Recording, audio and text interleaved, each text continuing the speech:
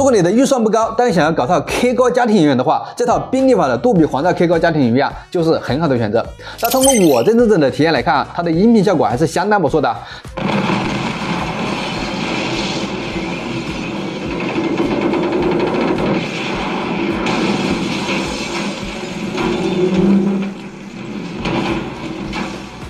整套设备包含了一个6.5英寸的侧出式低音炮，一个调性回音壁和2个后置无线环绕音响，一共是有10个发声单元，整体的峰值功率达到230瓦，而且全部采用的是木质箱体，搭配上杜比音效解码，不但是能组成5.1声道，带来沉浸式的音响体验，还有2个无线话筒，随时都能满足家庭 K 歌的需求。那这套宾利法的家庭影院啊，设计也是非常有质感的，整体黑色搭配上金色的宾利法标志，可以很好的融入到各种家居环境中，是属于比较百搭的款式。那无线的连接方式啊，也是 省去了不相的烦恼，操作上也是比较简单的。首先将所有设备通电，在遥控器上按对码，回音壁上显示 PAIR 即可。然后分别长按低音炮和环绕音箱背面的对码键，长按5秒到蓝灯快闪即可以自动对码匹配成功。那通常回音壁的话，通过音频线连接电视效果会更好。当然，也可以通过蓝牙连接手机、平板的设备使用，让你的家庭音乐秒变蓝牙音箱。